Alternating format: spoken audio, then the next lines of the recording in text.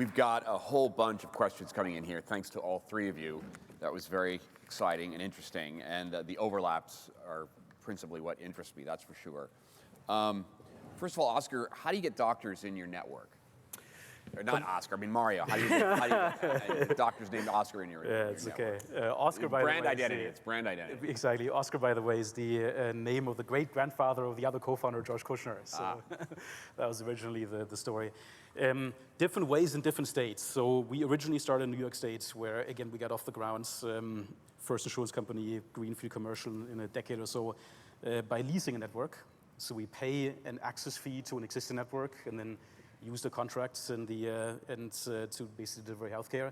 But we knew from the beginning that that wasn't going to be the network of the future. It's one of the analyses we did actually very early on. We got about 6 years worth of medical claims from that network for existing membership, and we were able to look at, from a efficiency and effectiveness perspective, how well are individual physicians network performing.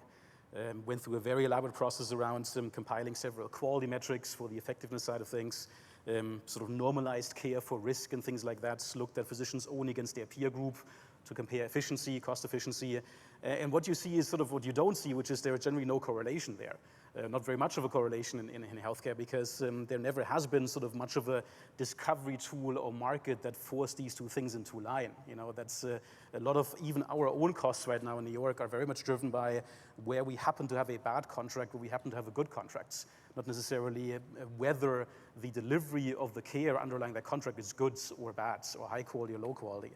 And so we knew from the beginning that in order to really sort of very deeply integrate and build an end-to-end experience for the members we have, we got to go deep, we got to build our own networks, and we got to select systems and doctors we work with for their willingness and ability to integrate with us. That's what we did in California. We did in Texas now as well. In California, for example, we went and made a deal with a system called Providence Health Networks. They're out of Seattle. Very visionary health system. Does a lot of ACO work for the accountable care organization work with Boeing up in Seattle, for example. And they are our big network partner in Los Angeles County and Orange County. And from the beginning, we essentially said, we're going to go jointly at risk with you, meaning Providence and us jointly share the financial risk of taking care of members, which means they have a real incentive also to make sure people get healthy quickly at very high quality. And we also from the beginning said we're going to build together things like televisits, where the televisit phone call will go to their physicians, not just to a physician waiting in a queue, and things like appointment scheduling, where, for example, we can very easily push a button and get you in, hopefully sometimes on a same-day basis, even with certain specialists and PCPs of people in the network. And so that is the way we think about networks. It's you got to go deep, you got to go jointly at risk. We, in fact, think we can use a lot of the technology we've been building on the back ends, meaning the data sharing, the real-time visibility, the triggering engines and so on we've had to help large health systems go into the world of risk-taking, which is where a lot of systems' minds are going right now. Just a technical question. Why do you use tele-MDs instead of tele-NPs or PAs? They provide the same level of care to patients and are even more cost-effective. Yeah. And explain what that is. Right. Like I think a lot of people believe, and I would certainly believe the same thing, that that NPs and nurses can do a lot of the work that's right now goes to the primary care physician. And if we build a system that does this properly, we could actually level up what the primary care physicians are doing to sort of like really taking care of more difficult cases than seeing a lot of bronchitis episodes. It was honestly at this point purely a getting out of the gates question. We are working with a partner on the televisit side that's providing us with these televisit physicians, the physicians that take these televisit phone calls. But we've consistently been trying to and are expanding now into additional fields of medicine, for example, doing telemental health as well. And in those situations, we probably wouldn't only work with MDs, we would also work with nurses and social workers and other people like that. So you're open to, yes, to others? Absolutely. Right. Rachel, how does the prison reentry process compare either in similarity or vast dissimilarity to the reentry process of veterans who have, who are sheltered for a while and have some very specialized healthcare problems because of what they're doing in the military, and then are often sort of dumped into the community, back into the community?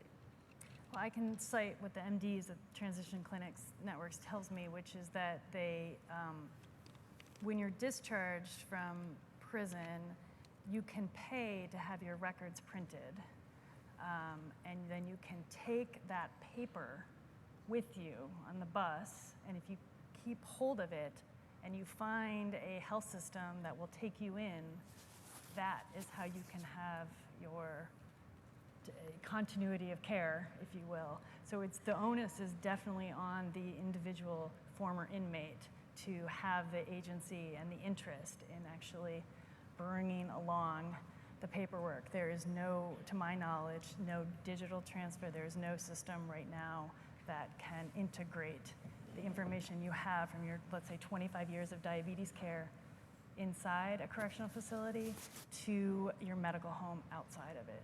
And in the military case, there's the presumption is they would be covered by the VA. Right. And they would have to trust that the VA hasn't lost their records Right. or anything like that over the period of time that Right, they've been. but I think at least structurally, there's the sense that there is some sort of continuation, whether or not in practice it's effectively executed, that I'll leave up for interpretation, but there is no structure in prison health. You are so convinced that the consumer is about to enter the fray here and transform everything in healthcare. And there are a lot of questions here wondering, please tell me the hour so that I can be there. I've been waiting for it for the last 20 years. Right. And who's got to get out of the way for that to happen? And why are you so convinced that this is right around the corner? Right. So it's a great question, and clearly it's something been talked about for a long time. So the major reason is the thing I think everybody knows, which is this is an unsatisfying system. And by the way, not just here, but throughout the world, putting intermediaries between us and the healthcare system has created enormous amount of spending, maybe less than ours, but relatively low value measured any possible way. Probably people saw that even the Oregon Medicaid study, concluded in its most recent release that Medicaid patients value their care at 20 cents on the dollar. So the government will spend $1.1 trillion on subsidizing healthcare this year, the various levels of government. You could give $11,000 to 100 million Americans every year. 44,000 family forward. Get rid of poverty, eliminate almost every other social problem we can imagine. We'd have a healthier population. So the big picture, which we all know, is every country on earth, maybe with the exception of Singapore, is wasting massive amounts of money on healthcare. Everybody's dissatisfied, and healthcare itself is changing, becoming more personalized, more individualized. Looking out 15, 20 years, we're likely to have a lot more targeted medicine. How are we going to manage that through a bureaucratic one-size-fits-all system? Although so you have this big... Isn't the assumption there, and this is the discussion that you'll have with a lot of people out here, concluding this session, if we took all that money and gave it to people, the assumption is that they would actually spend it on healthcare, when in fact they would probably go to Las Vegas a lot more and drink a lot more and eat a lot more and smoke a lot more and be unhealthier. Well, actually, the number one predictor we have of health is disposable income. So I certainly would eat a lot more and drink a lot more, but on average, if we could eliminate poverty with our 1.1 trillion, increase incomes among 100 million people by 50%, I don't think anybody thinks we'd be less healthy. Remember, we spend $3 trillion on healthcare because we're willing to spend $3 trillion on healthcare. Other nations carve it back, achieve the same or better results. You can spend almost any amount of healthcare you want, you achieve the same or better results among OECD countries. But the other part of your question I didn't answer, which is why now? So the problem in healthcare has always been, I have no one to sell to, right? So Walmart wasn't created when an angry mob marched on Neiman Marcus and said, we demand lower prices. Sam Walton came up with the idea for Walmart. Right? Every disruptive idea we've had in the economy has been my friend Mario or his ilk saying, I see an opportunity. Mario's opportunity was created by the exchanges. I can actually create a consumer-friendly health insurer and have an audience to talk to. What's about to change is we've got somewhere around 25 million healthy, income-earning people in high-deductible plans. The deductibles are growing.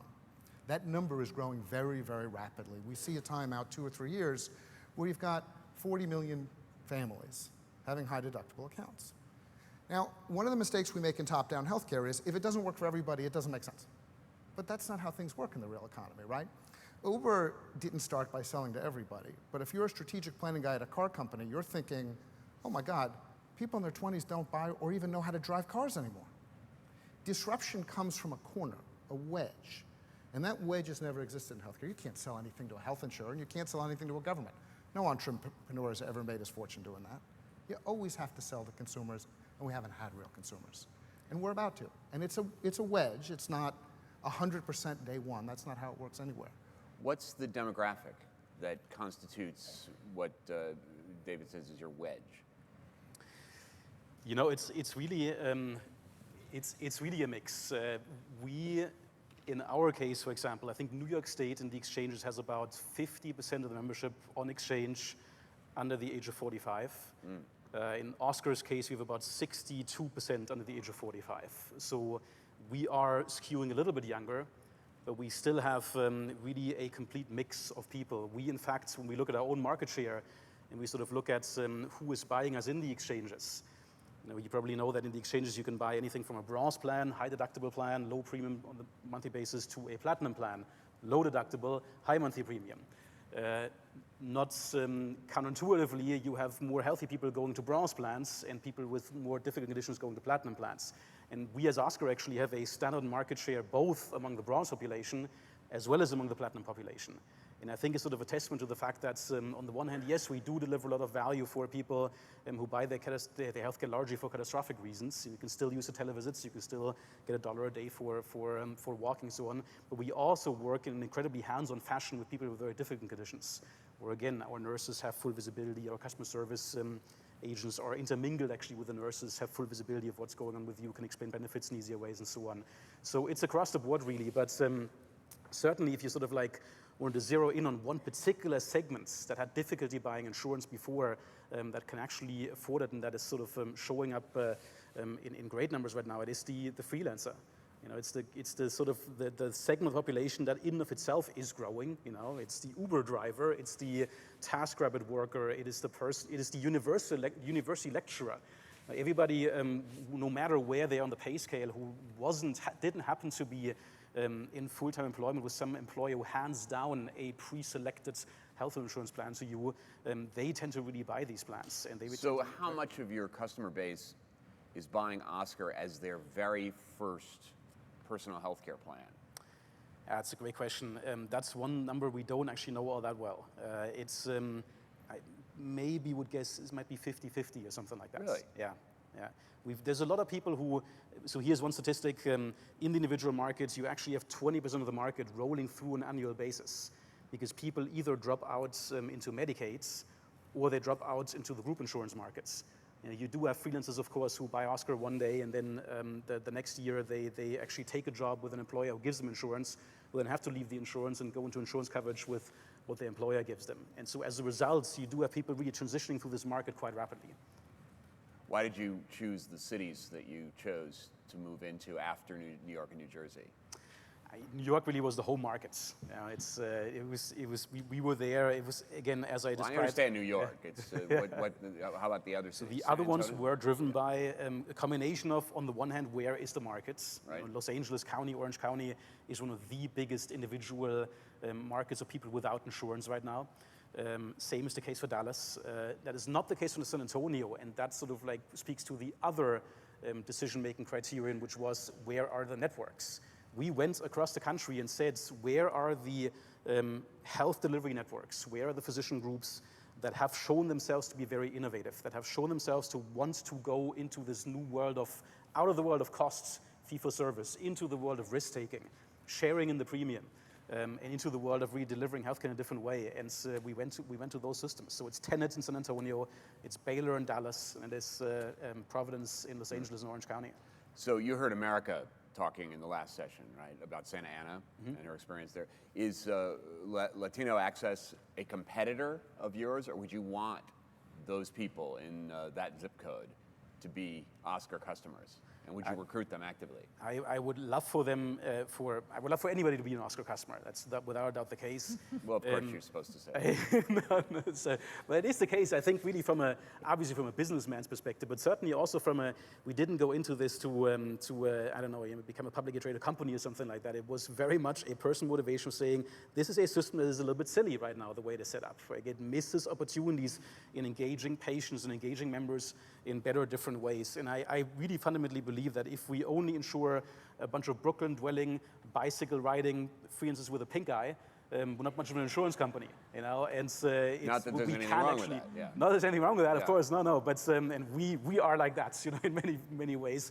But the real sort of heartwarming stories I think we've gone through as a company are stories where, we've one of the things our algorithms are doing is they scan the notes that the physicians take after the televisit phone calls, and they scan them for occurrences of there may be an underlying health condition that the doctor didn't really fully talk about in this call, but that we should follow up on. And one of those examples certainly is mental health care, mental health conditions. So we have televisit phone calls where members call in and talk to the physician about, back aches or other type of orthopedic issues, ostensibly issues like that. But really, if you sort of read between the lines, there's an underlying depression condition or anxiety disorder or something like that. And so our nurses then get flagged, basically these members get flagged for our nurses, and they reach out to those members and talk to them. And we've had situations where members who, chronic diabetes patients, type 1 diabetes patients who failed insulin a couple of times over the phone, did so because they didn't like the physician they were with. And one of our nurses actually, in one case, drove out to meet a member and walked him by the hand to a new physician practice to make sure the member is in good hands with the physician. And that member then, as a result, went from a totally uncontrolled diabetes type 1 patient to a controlled diabetes type 1 patient. They really win, across the boards. Win for the healthcare system, win for the member, of course, and frankly, win for the insurance company. And so those are the stories that I think we strive for, and that's what do you say around the office when something like that happens? Hell of an algorithm, yeah. Or is there emotional training that goes in your staffing so that people understand that the algorithm also drives a certain kind of emotional experience that you're trying to have? Yes, absolutely. So the thing I like the most about us as a company, I think, is that from the beginning we were not just a typical technology startup. If you took a bunch of database coders or whatever and tell them, hey, go and make sure that your high-cost chronic patients feel safe and feel secure, they probably wouldn't know what to do with that. And so from the very beginning, we had in the team a number of MDs, obviously nurses, programmers, and designers, sort of across the board, basically, and of course people who know how to calculate and price insurance plans. And that was also very important. So yes, we basically what we do is we share those cases, anonymized, of course, without violating HIPAA regulations and so on, but we share those cases. We have the nurses talk about those cases in all hands meetings once a week. We have a weekly leadership management meeting. We talk about difficult cases we've seen the week before. And we actually ourselves spend time on the phone as well. So as I mentioned before, I think you will talk to me and to Josh, the co-founder, and other people in the company, the CFO or the head of the nursing team and so on the phone when you start buying plans ahead of the deadlines, because we think it's so important for us to try to pitch this product ourselves. One, because it's complicated, and two, because you got to go through the emotional challenge of explaining to people how deductibles work, how their benefits work, and why we should be the safe haven for them, etc. Rachel, are the health issues different depending on the geographic location of prisons? So is reintroduction a more difficult question in the rural South than it is, say, in Oregon? I suppose the only way to answer that is to say there are more initiatives in urban settings that are around this notion of transition clinics or reentry health, sort of systematic solutions. So by default then, places that don't have this kind of experimentation and innovation underway. I mean, I'll push back a little bit on the federal government is no place to innovate, because actually CMS's innovation lab is actually funding a lot of the innovations around reentry health, and so it's changing right now the story of where these programs are running. Although in that particular case, those innovations are searching for customers to sell to, they're not buying the innovation per se. The government isn't the customer, so it's sort of the same point, but right. the federal government does deserve a little more credit maybe sometimes. Well, look, there's lots of people trying to innovate. Many of the people in the audience are here. My argument isn't that people aren't trying. It's the opposite. It's that we have a systemic crisis because the incentives have been so skewed, and that healthcare is filled with people trying to do good. I'm not one of these people who say the evil insurers, the evil drug company. There is no evil. What there is people doing what their economic incentives suggest, and unfortunately, the economic incentives lead us to excess medicine, sloppy medicine, poor communication, ridiculous use of information technology, et cetera, et cetera, et cetera. It has nothing to do with the efforts of the individuals, which are almost always, as I've found, motivated by a desire to do good. But systemic problems are different, and they require true disruption, not just incremental change. And this system, I think, probably does require that. Okay, there's a couple of stump Mario questions here. All right, Okay. I love these. How do you address a situation where a patient has the beginnings of a severe issue, but reports only symptoms that do not lead to a proper diagnosis? How do you encourage patients to proactively seek treatments for issues such as mental health or domestic violence, where the patient may not want to or feel safe reporting symptoms? I mean, you sort of alluded to that in your last answer, but the reporting question is pretty key. You can get a lot of garbage data from your telemedicine. For sure. I would not say that we've solved every problem in healthcare. There's no question that at this point we are, again, as I said before, in the beginning of it's a two-year journey, at the beginning of a multi-decade journey, hopefully. But what I generally sort of see when I look at the way our systems are working, the way our teams are working, is that the input metrics look very promising. The output metrics we will have to get to. And what I mean with that is that we get the fundamental engagement and trust from the consumer. We have a lot of, when we survey members, for example, and we ask them, where does care start for you? You know, if you have something new or something going on, where do you go? And 70% then say, I'll go to Oscar first. That could be the mobile app, it could be the website, it could be them calling the nurse, it could be them calling customer service. That sort of like is up to them, you know, but at least we are in this initial conversation. I think that's very important. That's sort of one thing I see there. The second thing— Can you support that front-end infrastructure if suddenly you get every call from every hypochondriac who has a complaint about what's growing on the side of their nose? We would build for that, and we just haven't seen those phenomena. I mean, I was for a while making televisits totally free was a real bet. I don't think anybody has tried this before. And 24/7 push a button, call a doctor, no cost for you, no limit on this. I thought people maybe called to ask for how the weather will be tomorrow or something. You know, we'll be out of pocket for all that, and that did not turn out to be the case. People don't necessarily want to engage too much with the healthcare system if they don't think something's wrong with them. You know, so there is some good amount of self-direction there. I think that the second thing I see is that people who try to avoid going to the doctor, who don't want to sort of admit that something might be wrong with them, something might be emerging, still are in some ways tend to be in some ways engaged with the problem. They might search in Google, for example. They might go into the search engine in Google for a condition. Or they might, you know, if they have the chance of picking up a doctor, calling a phone, not going into an office, they might do that. And so, or they might just simply go into the emergency room because something bad does happen. And so just picking up those signals gives us a bit of an information advantage in actually getting and engaging with those people. When our nurses call members who just got checked into the emergency room, about 81% actually pick up the phone and have a conversation, which is a higher number than I would have thought.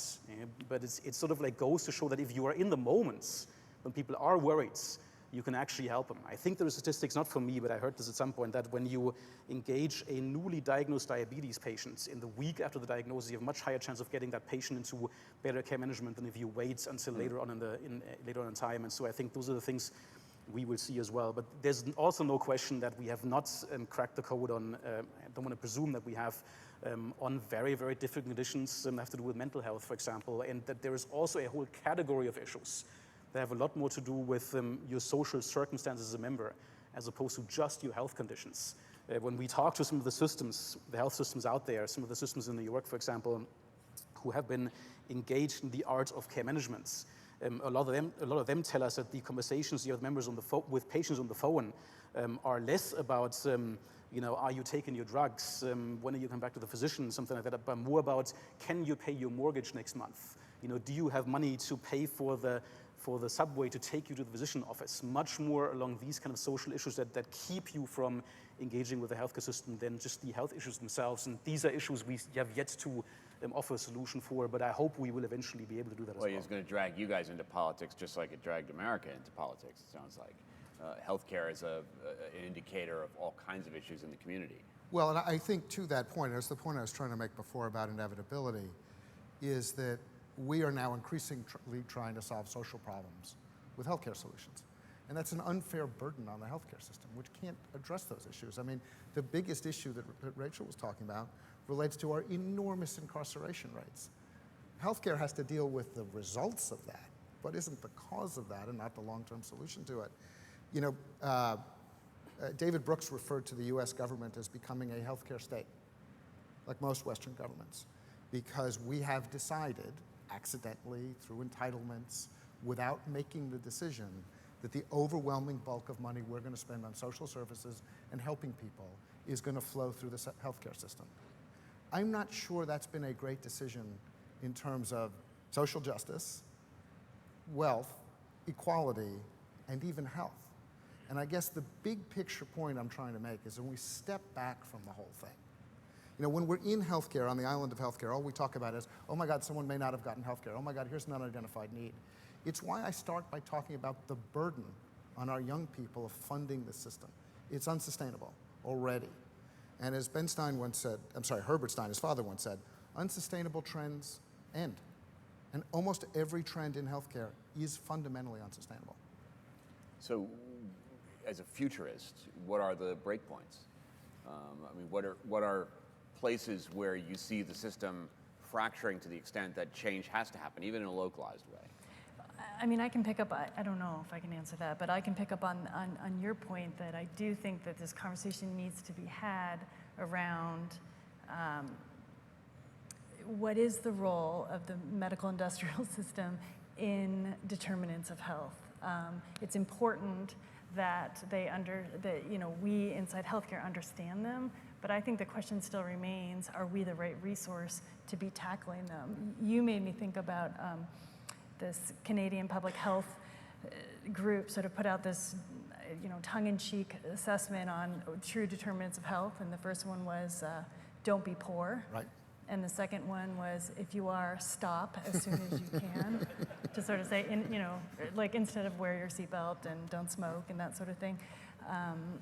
And I think that is an important question that we need to take on. That yes, we understand the social terms of health, and so now we're thinking we got to get in there and start to think about really interesting work with the upstreamist movement of training physicians to be able to prescribe for social determinants of health.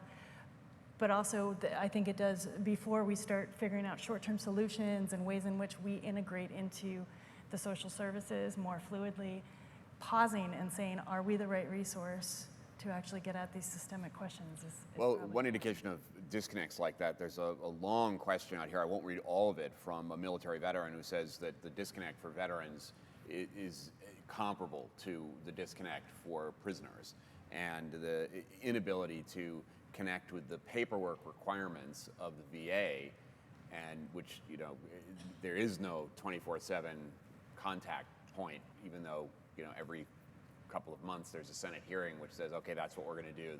You'll be able to call 24/7, or you'll be able to get a voucher to go to any doctor. It still isn't working.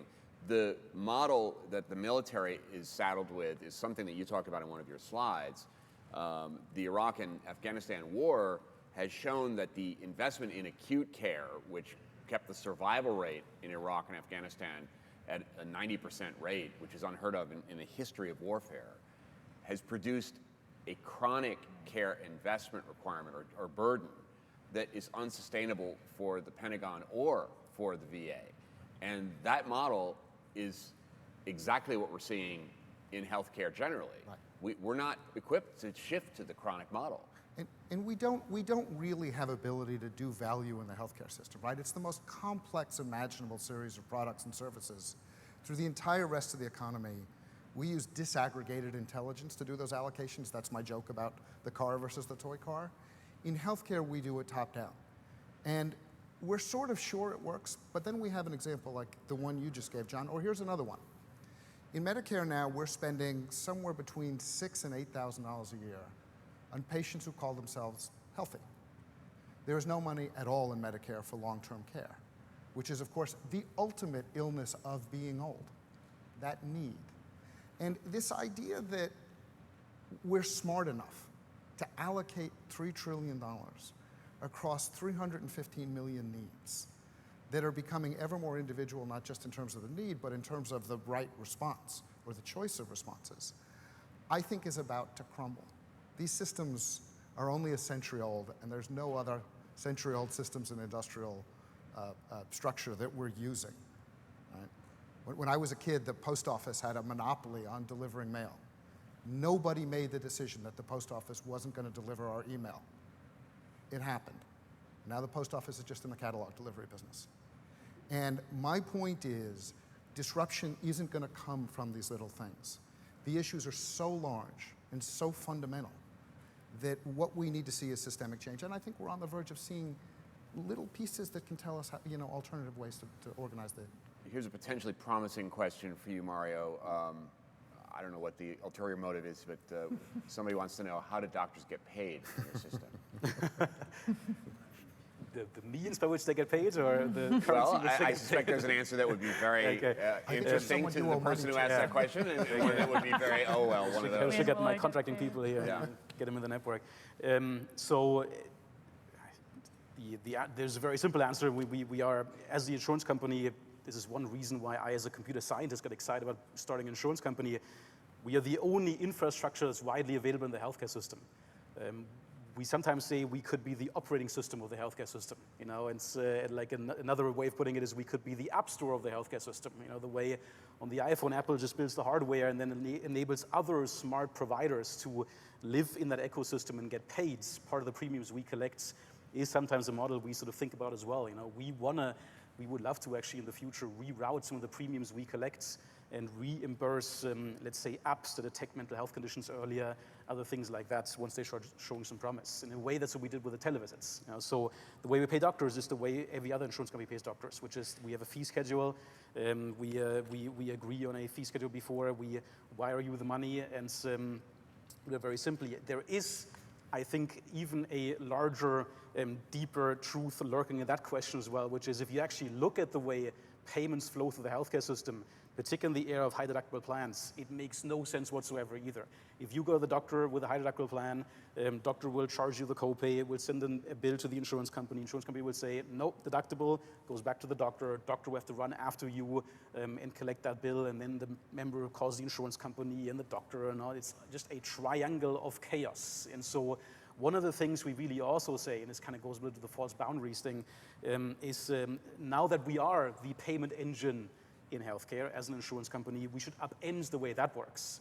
And we should shift much more to a sort of upfront payment system where if you want to select from a menu of 20, 25 things or so that are pretty easy to just adjudicate, checking on your moles, for example, or if you're an asthmatic, a routine asthma visit or something like that, just push a button, generates an appointment, pays the physician up front for the service delivered, it caps it, it kind of does it based on what the usual things are that happen, whether there's a functional test lab test in there, gives you a calculated rate for that service. As a member, you go there and everything's taken care of. As the insurance company, we have the ability to do all that. And that's part of the rewiring we're trying to do even on the payment side for the providers. Because frankly, there's another reason why the system seems so unsustainable. We've gotten into this weird situation where everybody hates everybody in healthcare. The providers don't really like the insurance companies. Insurance companies don't really like the providers. It's a weird arms race, and the patient's sort of lost in the middle somewhere. It really doesn't make a whole lot of sense. If you just switch to a smarter payment system, we share more of the risk and where we blend these borders a little more. So you're kind of like the IMF or the United Nations, what? Bringing peace to the world? Well, I don't want to presume that exactly. We, in the end, are a business that starts very small, that starts in a very particular part of the market where individuals can buy us, and we live and die by whether we build tomorrow the next best feature that members and providers will like, and everything else is up to the future. I told Oscar that when we talk about Mario. When we talk about Oscar, he gets that a lot, I think. No, sorry. When we talk about Oscar at Institute for the Future, we always say it's testing the assumption that healthcare information has to be complex, and that is sort of the question is for the institutions, those who have benefited from that assumption, that's what he's chipping away at. You can actually present information in a way that's usable and actionable. But if I go to my doctor and I say, I'm in, what's your insurance? Oh, I'm Oscar. Are they going to go, huh? Or are they going to go, oh, Oscar, come on in here. We're having a party in the back with all the other Oscar folks. It's entirely, it depends right now. I mean, It again, depends. if I was at the doctor, you saw my prescription there Yeah. at the Mount Sinai doctor 10 days ago, and literally because my voice kept, breaking down because I talked too much. And the guy asked me, what do you do? And I say, well, I have to talk a lot because I run this company, Oscar. He said, oh, Oscar, yeah, of course, you guys are having a lot of traction, and I see a lot of Oscar patients, and it's a lot of, it's great working with you guys. And so that was a good sign, but certainly not every doctor right now will act that way. We have patients who, who didn't understand the benefit of the fact that they have a deductible and who complain about that. We have physicians who we pay the claim late to. We are not above the insane complexities of the healthcare system. All we can do is we kind of work on them, and I do think the opportunities fundamentally are there, and we have some things that are going in our direction, and that's all I can ask for right now. But to be fair, John, I don't think there's anybody on an individual health plan whose doctor is like, great, come on in. I mean, I think that's a larger Yeah. No, that's true. issue than And that experience, I mean, this sort of customer experience where the expectation is that when you come in to the doctor's office, that those moments are really valuable and important, and that people aren't going to have you wait, and that they're going to clean up the mess, like they did at the movie theaters, that sort of thing. Right. That is the experience that you believe is about to happen in health. Well, and remember, that physician has 2 clerks now, and none of those clerks are managing the customer experience. They're managing the paying experience. And as these guys and others have narrower and narrower networks, some of what we know exists in healthcare starts to show itself, which is the massive excess capacity we've built. So what do you do if you're a physician and you've got 2 clerks to handle payers, and reimbursement rates, even though the cost of healthcare is going up 5% a year, are flattening or declining for you? You opt out. When you opt out, what do you need? I need people to pay me cash. We're seeing this all over the country, and it's the beginning. And if you look at it from the physician's perspective, what's interesting is this. I've just saved the cost of 2 payment clerks. How can I redeploy that expense to create a better therapeutic experience for my customer, my patient, more resources actually devoted to patient care, fewer to, obviously not to Mario, but to his competitors? That works great for plastic surgeons who can turn their offices into spas because it's an all-cash business. But that doesn't necessarily work for diabetes. Well, that's right. And that doesn't necessarily work for everything. But here's what happens in the economy, right? Once you start to see something, you say, why can't I have that? The interesting thing is you never wait in a plastic surgeon's waiting room, ever, because you're paying cash. What plastic surgeon is going to keep you waiting? Right. They somehow can manage their hours so that patients never wait. If you look at it, and it's fun to compare, like you compare reconstructive breast surgery to cosmetic breast surgery, right? They're very, very similar procedures, yet they seemingly operate in completely different customer service environments. Why? Well, we know why. Because you're the customer in one, and your insurance customer is the company is the customer in the other. And it's very, very subtle, but if you've ever run a business outside of healthcare, that manic attention to the need of the consumer, which sounds so superficial in healthcare, is actually what makes sure your records are kept well, what sure sick patients aren't sitting in waiting room for hours, that they get follow-up calls, that you're behaving to them like we expect in everything else in our economy. And again, I don't need 315 million people to do this tomorrow. But if 40 million people start saying, I'm only going to a physician who could do this because I wrote the check, transformative. Forgive me for going on, but I once was asked, well, but you can't reform Medicare with that, right? So you reform Medicare by building a better healthcare system and having seniors beg to get out of Medicare. That's the only way. And we've seen that in everything else. Facebook wasn't designed for my mom. Unfortunately, she's on. She's watching you now. Probably. Yeah. Not thinking what I want while she's watching. All right, we've got to stop, but there are some great questions in here. Can you do a couple of yes/nos? Okay. And then, okay. So, are the telemedical providers in the state where you're? Yes. So they're not in Bangalore. No, they always go.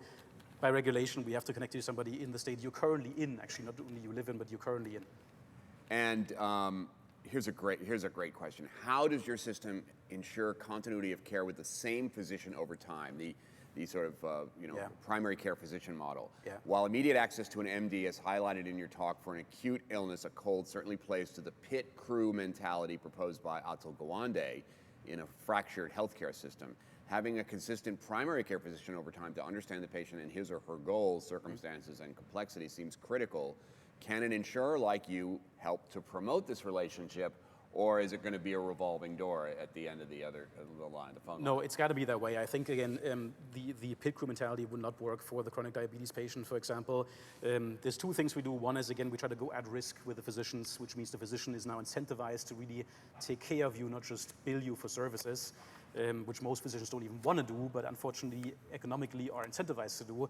And the second piece is all the information we collect, which is anything from lab tests to drugs in real time, to any kind of claim RVC, to physician phone calls and so on, goes into a system that the physician has access to as well. So we have a portal where the physicians can essentially say, I want to see Mario's healthcare, and then they can see the full list of services I got, including the notes from the phone call you made while you didn't see him, you were at home on Sunday night at 3 a.m. and throwing up or something like that.